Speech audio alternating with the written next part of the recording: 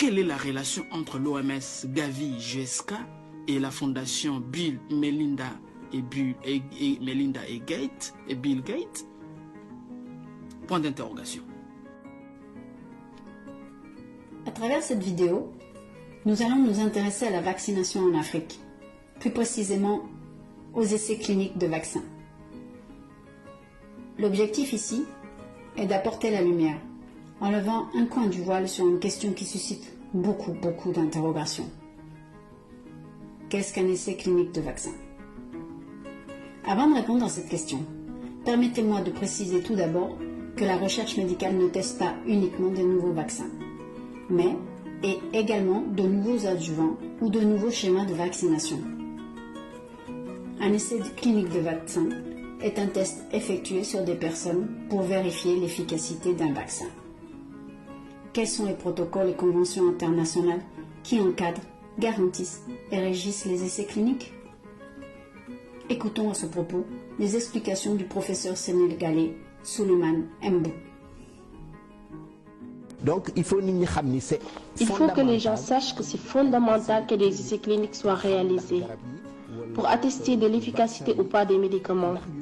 Néanmoins, cela est fait de telle sorte que les risques soient minimes pour la personne.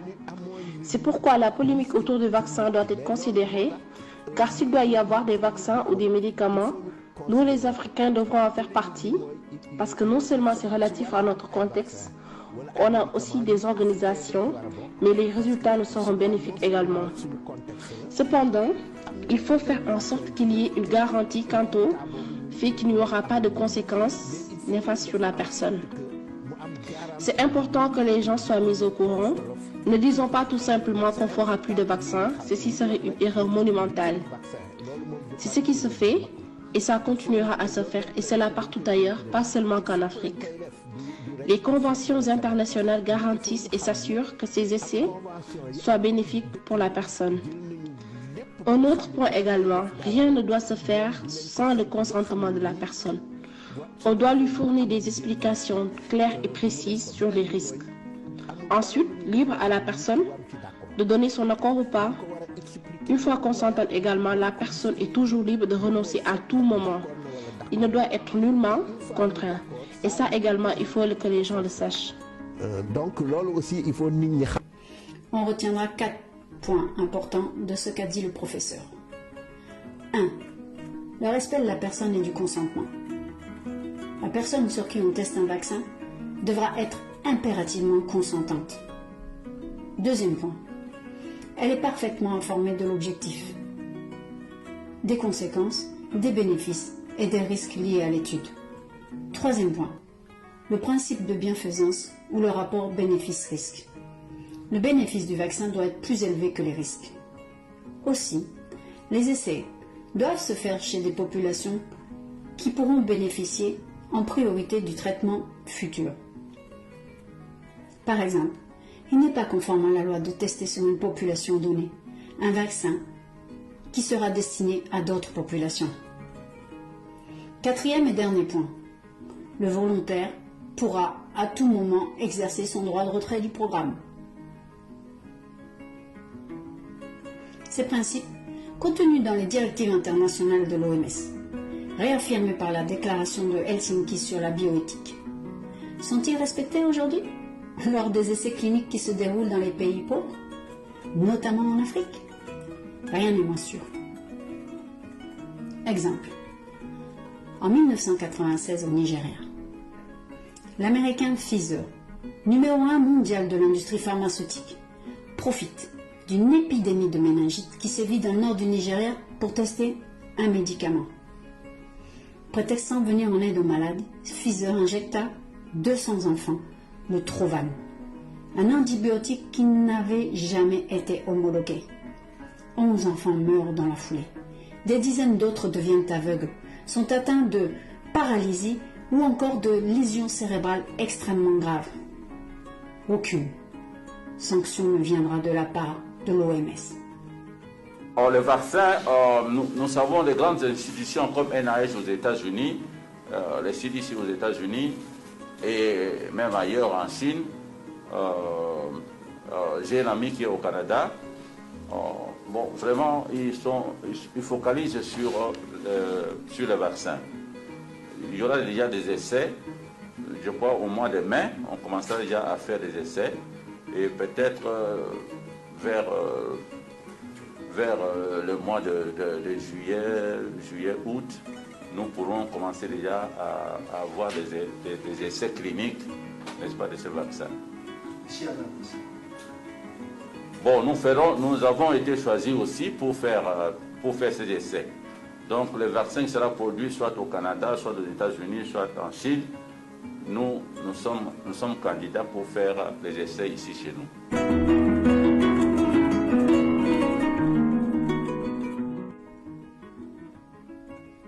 Aujourd'hui, en 2020, le vaccin antipaludique pourrait sauver la vie de milliers d'enfants.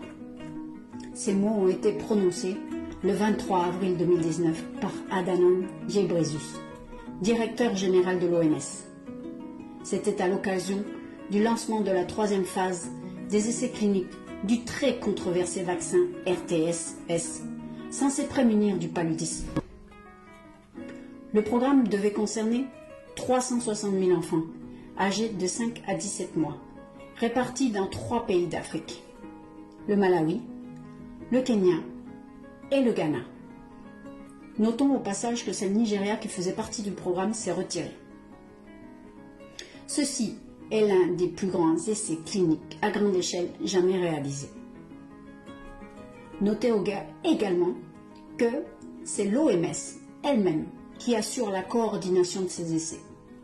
Le financement du programme est assuré par l'alliance Gavi, Alliance mondiale pour les vaccins et l'immunisation, la fondation Bill et Melinda Gates et la firme pharmaceutique britannique GlaxoSmithKline, alias GSK. Ce vaccin a un taux d'efficacité de à peine 36% la première année et qui retombe rapidement à moins de 2% au bout des 12 premiers mois. Pire, ce vaccin a causé des dommages extrêmement graves chez beaucoup d'enfants. Le docteur Jérôme Menongi alerte depuis des années sur le dérive de ces essais de vaccins sponsorisés par Gavi, la Fondation Gates et GSK.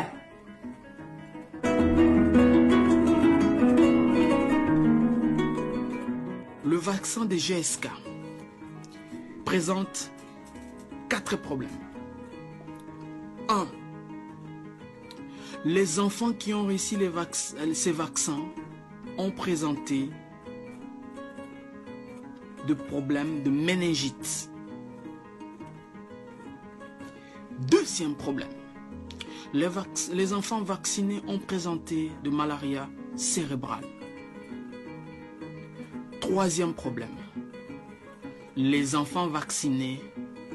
certains enfants vaccinés sont décédés après avoir reçu ces vaccins. Et vous savez quoi? Ce qui est drôle, ces vaccins, ceux qui meurent, ce n'est pas les garçons, ce sont beaucoup plus les filles. Donc c'est le sexe féminin qui a été touché. Ce sont les enfants filles qui décèdent après avoir été vaccinés. Ça, ce sont le fait de 2019 dont je vous parle, de 2020, qui se passe maintenant sous le sol africain.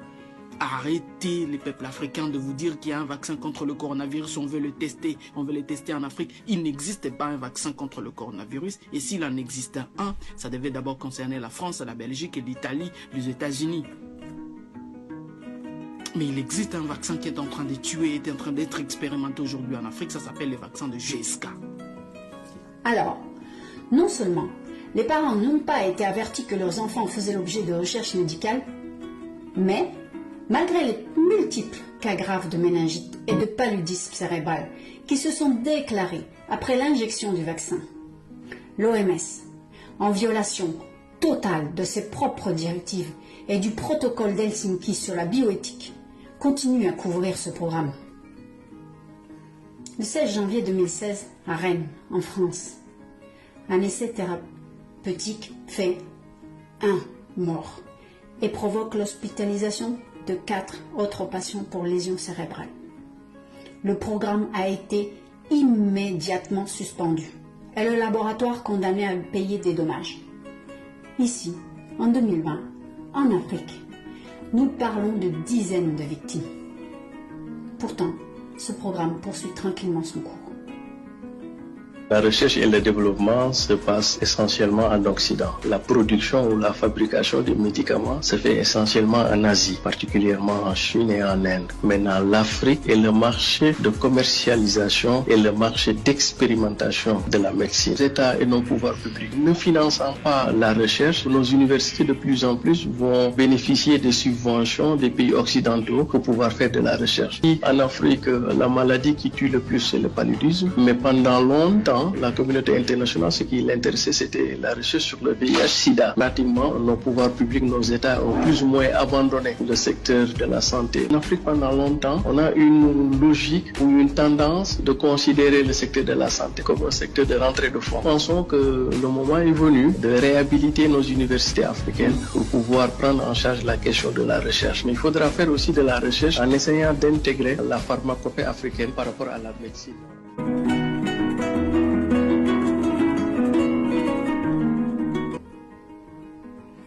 La situation sanitaire née de la gestion de la crise du Covid a fini de démontrer que les institutions sanitaires internationales ont pris l'option de défendre les intérêts particuliers de la grande pharma. Leur crédibilité est fortement remise en cause aujourd'hui et on s'interroge de plus en plus sur leur capacité à assurer la santé des peuples du monde. Dans ce nouveau contexte, quelles perspectives s'offrent aux pays africains ? Il faut savoir que dans toute guerre, il y a toujours deux lobbies qui sont les premiers à se remplir les poches et à se faire de très grandes fortunes.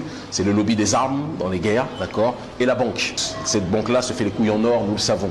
Et parallèlement donc à cette banque-là, il y a bien évidemment donc le lobby des armes. Il se trouve que dans la guerre bactériologique que nous connaissons aujourd'hui, le lobby des armes se nomme le lobby pharmaceutique. Lobby pharmaceutique qui travaille à partir des plantes et va faire un certain nombre d'expériences pour qu'à partir des plantes, ils puissent créer des médicaments qu'ils pourront vendre à prix qui dépasse la raison, d'accord, à nos États, pour par la suite que ces médicaments et ces vaccins puissent être distribués. Si ces lobbies des armes, qu'est l'industrie pharmaceutique, étaient des mieux intentionnés, disons les choses là aussi clairement, elle aurait été dans une démarche plus que jamais d'expérimenter les choses sur le terrain du travail des plantes et sur le terrain de la médicamentation, de la posologie à partir des plantes, parce qu'il n'y a aucune maladie qui apparaît sur cette terre, je dis bien aucune maladie qui apparaît sur cette terre sans qu'il y ait une réponse adéquate qui soit donnée à travers les plantes. Et ça, c'est important qu'on puisse le préciser de la manière la plus crue et la manière la plus simple possible. Mais ces lobbies pharmaceutiques ne veulent pas ça, parce que ce qui les intéresse, ce sont des usuriers. Ce qui les intéresse, c'est le profit, c'est l'accumulation du gain. C'est, même si la population doit mourir en tant que telle, parce que la plupart de ces lobbies pharmaceutiques ont déjà un certain nombre de réponses à partir des plantes qui peuvent être données pour lutter contre ce virus-là en tant que tel, mais non, ça ne les intéresse pas. Eux, ce qu'ils veulent faire, c'est la spéculation, faire monter les tarots, faire monter les enchères, et donc par conséquent proposer de la manière la plus chère possible des produits à nos États.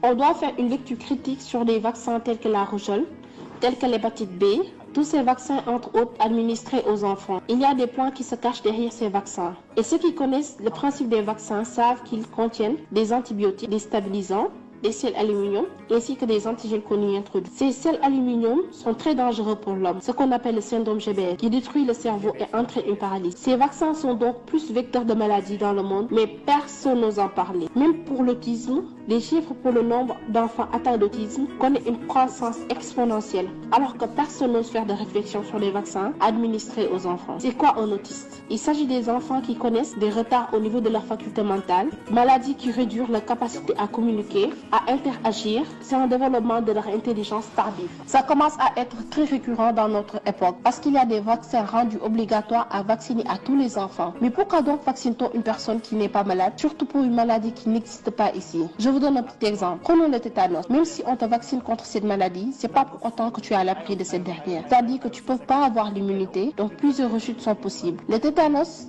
aérosol passe par le sang et les lymphes, alors que la plaie ne se trouve pas au niveau de la lymphe. C'est donc un vaccin qui n'a aucune utilité, mais dont aucun médecin n'exige son retrait. L'aluminium qui réside dans les vaccins détruit l'intelligence de la personne ainsi que son système immunitaire. Ces gens-là prônent ce qu'on appelle une abétisation, c'est-à-dire abrutir les hommes de telle sorte qu'ils ne puissent plus jouir de toutes leurs facultés mentales. C'est le cas du mercure.